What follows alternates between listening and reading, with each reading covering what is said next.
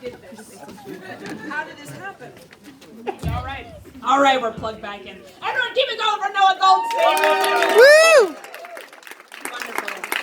Everyone, we have reached the point in the show where we're about to see stand-up from me, your host, Stacey X. Woo! Thank you very much. I appreciate that. Oh my goodness. All right, we're going to do a little call and response. When I say this is a, you say mistake. All right, here we go.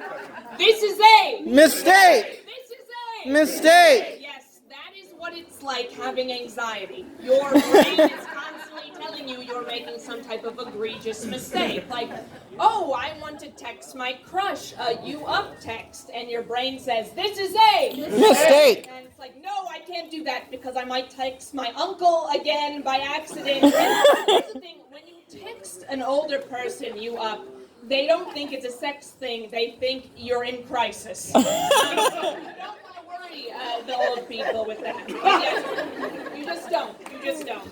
But I do have anxiety. Anyone else here have anxiety? Woo! All right, you're in good company. You're at a comedy show. I'll say this. The other day I was hanging out with a friend, and I saw on his phone was out on this coffee table where we were around, and I saw his mom was calling him, and then he looked at the phone and then flipped it over, so you couldn't see it anymore. And then I was like, oh, your mom's calling you. And then he said, oh, I don't care. And I was like, really? You don't care that your mom is calling you now on a Saturday night? You don't care that much about your family. You really don't care enough to even answer the phone. And if that's the case, can you please teach me your ways? Because I swear to you, I spent about 3 months a year ago thinking that I single-handedly caused global warming. I just use so many cups. So many cups. But yes, having anxiety is interesting, especially when you're in a group of friends. Being the most anxious person in most of my friend groups is kind of like when you're in junior high, when your gym teacher would be called up to teach health class that one semester a year. Like, you're full of information and advice, but no one wants to listen to you at all. Like, all the time you're like, hey guys, listen to this. And everyone's like, you don't know what you're talking about. Like when your gym teacher would be like, you can get chlamydia from sitting on a dirty toilet. Or when you say, you know everyone, thermal underwear is both sexy and practical. No one wants to know any of this. No one wants to know. Absolutely no one. Having anxiety is a very interesting thing because it kind of dictates everything that I do. I'm very bad at social interactions. Case in point, everyone.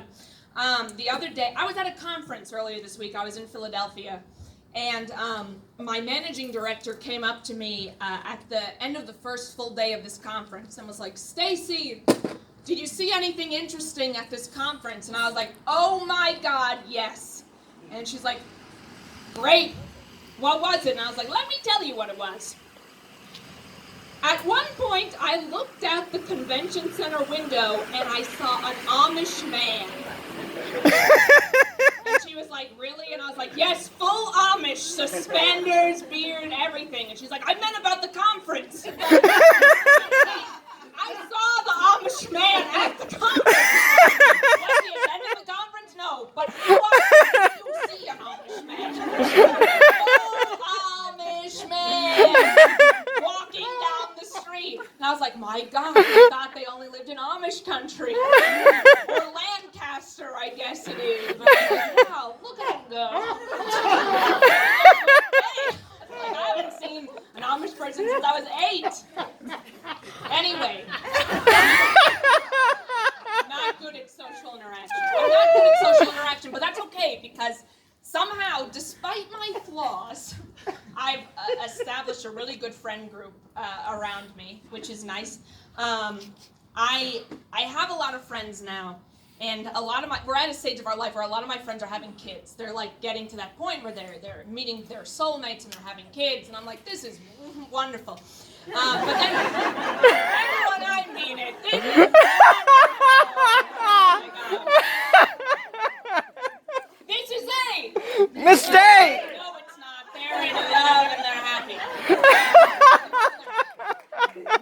leave it alone. But whenever we have social interactions now, it involves their kids, and it's reintroduced me to the kids' table at events, which is fun. Except they don't call it the kids' table anymore. They call it the singles table, which would be bad enough, except the only single people there are my friends' kids, who are literal children, and me. And every time I sit with the kids, the same exchange goes by, where the kids look at me, and I look at the kids, and then eventually one of the kids says, "Are you a grown-up?" And I'm like, that's a good question. I myself wonder that almost every day. Almost every day I wonder if I'm a grown-up. And then they ask me qualifying questions. They're like, well, are you married? And I'm like, no, kids, I'm not married. Then they say, well, do you have a house? I'm like, nope, don't have that either. They're like, do you drive a car? And I'm like, no, I don't do any of these things. And I'm doing fine, thank you very much. I'm doing just fine. Because I have a lot of anxiety, I have a very close relationship with my doctors. It's a love-hate relationship. I love them. They hate the amount of questions I ask, especially they're like, these questions aren't applicable. Like, for example, I'm like, are you sure I don't have smallpox? A disease that's literally been eradicated. Are you sure I'm not pregnant is a big one, especially because I don't have penetrative vaginal intercourse. But here's the thing, everyone. Jesus came from somewhere. Where? I don't know where. I'm Jewish, but my Christian friends tell me. So I've listened. The other day I was at my annual physical, and my doctor was like, well, Stacey, I've got to say, we got to get the results of your blood work, but I have to say you're in perfect physical health. And I was like, oh, that's wonderful. Well, I guess then you'd say that I am perfect. And then she looked at me, and she said, no. And she fucking left the room.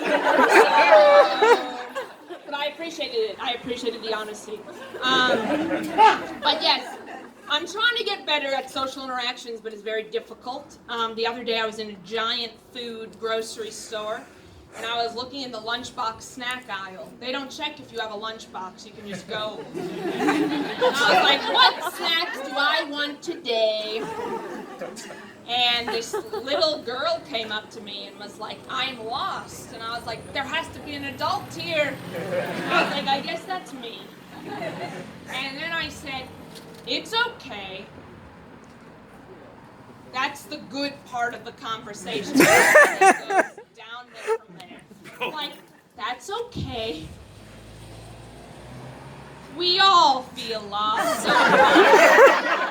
I myself am lost in my professional life at the moment, and everyone, she walked away. Like, I can find better help elsewhere, which honestly, accurate, but basically, wherever you are, child, I hope you found what you were looking for. Or your parent, whatever came first, because she was lost after a while. But literally the entire time, that played in my mind for weeks. The entire time, my brain was like, this is a mistake. But I really live with the fact that, you know what? I tried my darndest. Oh my God. Oh goodness. I'm going to end with this. Here I go. I sometimes don't get all the information I need to make an informed decision. Is anyone else like this? Yeah. Okay. Almost all of you. Even if you don't want to admit it. But it's okay, because as an adult, I've become very into supplemental research. When I was younger, you couldn't get me to research anything. Now, I'm at a point in my life where it's like, yeah, give me information to research. I was talking to a friend the other day, and she's like, have you ever seen an anglerfish? And I was like, well, my God, I don't think I have. But I have. If you've seen Finding Nemo, the anglerfish is that horrible-looking fish with the light bulb attached to its head. where like they're like, oh, look at this pretty light, it's so beautiful, and you're like, oh my God, that fish is the devil. That's an anglerfish. And when scientists first started studying anglerfish about 30 years ago, they were very perplexed by them because they're like, we don't know how these fish reproduce. We only keep capturing female anglerfish. And what's worse is every single female anglerfish has a parasite attached to them. Well, wouldn't you know? The parasite were not parasites at all. They were male anglerfish. That when a female anglerfish meets a male anglerfish, the male anglerfish attaches itself to the female anglerfish, and the female anglerfish proceeds to drain all the life form from the male anglerfish and then drag its lifeless body across the ocean floor. And that's how they have children. And I read this, and I stopped. And I thought to myself, my God, nothing is a better analogy for my last relationship than a lifeless husk of a human being dragged from event to event with nothing but a smile plastered to my dead face. You've been a wonderful audience. Woo!